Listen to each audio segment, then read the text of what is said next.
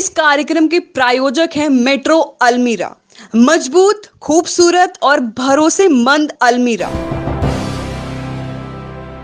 आप देख रहे हैं एनडीटीवी भारत। हम हैं अंबेडकर नगर में। अंबेडकर नगर के आलापुर तहसील में इस समय जो कोरोना की लहर चल रही है और जिस लहर में लोगों का जीना दुश्वार हो गया है, उसी लहर के साथ साथ कहीं ना कहीं एक सकारात्मक सोच लोगों के अंदर आती है और ख़ास तौर से ये सोच युवाओं के अंदर आई कि युवा ही जो है शिक्षा के महत्व को समझता है। वो ये समझता है कि जीने के साथ साथ शिक्षा को भी साथ में चलाना बहुत ही ज़रूरी है। एक बालिका हैं जो अपनी इंटर तक की पढ़ाई कंप्लीट करने के बाद बीए सेकेंड ईयर में जो है पढ़ाई कर रही हैं और पढ़ाई के साथ साथ उन्होंने जब ये सोचा कि हमारी पढ़ाई के साथ साथ नौनिहालों की पढ़ाई भी जो है डिस्टर्ब हो रही है, कहीं ना कहीं से पहले जो है जीवन बचाना ही जो है बहुत ज़रूरी है, उसके साथ साथ बच्चों को शिक्षा भी देना ज़रूरी है।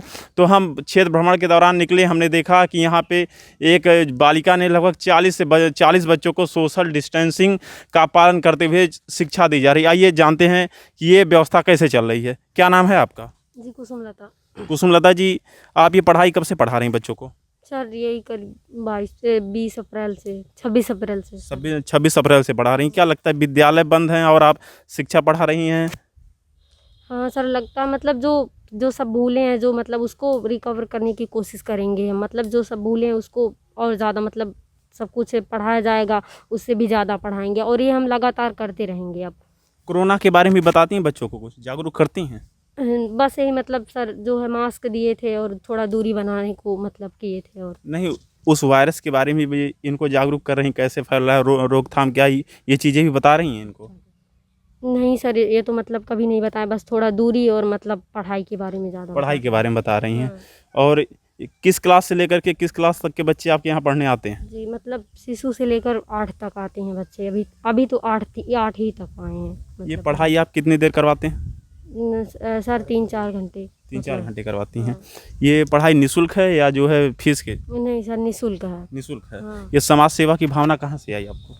सर मतलब यही जब लॉकडाउन चल रहा था तो मतलब देखिए जब बच्चे इधर उधर घूम रहे हैं तो मतलब जब हम देखें हम अपने माँ बाप के अकेले हैं, तो जैसे आर्थिक स्थिति इतने जो है कठिनाई से फीस देते हैं हमको पढ़ाने के लिए, तो हमने देखा कि मतलब जिनके पास 4-4 बच्चे हैं, 5-5 बच्चे हैं, वो अपने बच्चों को कैसे पढ़ाएंगे। तो हमने सोचा अगर ये शिक्षा निःशुल्क रहेगी तो सभी बच्चे पढ़ेंगे, इसलिए। आपका आगे एम क्या है, लक्ष्य क्या है? सर आगे मतलब यही है समाज सेवा करने का और मतलब कोई जॉब करने का, जिससे मतलब हमारी आर्थिक स्थिति बनी रहे और हम समाज सेवा मतलब हमेशा करने का यही सोचेंगे, जितना हमसे बन पाए। बच्चों की पढ़ाई के साथ साथ कुछ समस्याएं भी आपके सामने आई? हाँ सर, मतलब जैसे ये आर्थिक समस्याएं आई थी, जैसे बोर्ड और जो है मतलब थोड़ा मास्क के बारे में, थोड़ा बुक के बारे में। तो मतलब दयाशंकर चाचा जी ने हमारी बहुत हेल्प की और उन्हीं की वजह से मतलब आज ये सब हुआ, मतलब हम कर पाएँ।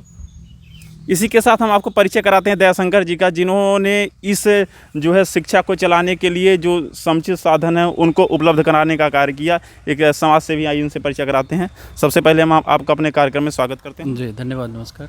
ये क्या लगा आपको, कहाँ से बच्चों को कोरोना के समय इतनी मदद करनी चाहिए, क्या कैसे आया? नहीं, मैंने देखा कि ये जो है बच्ची पढ़ा रही है, तो एक दिन आया, मैं चुनाव लड़ा था यहाँ, तो उसी दौरान मैंने देखा कि ये पढ़ाई जारी है, लेकिन वहाँ ये समस्या थी कि वो टेबल था नहीं, कुर्सी नहीं थी पढ़ाने के लिए, कुछ बोर्ड नहीं था।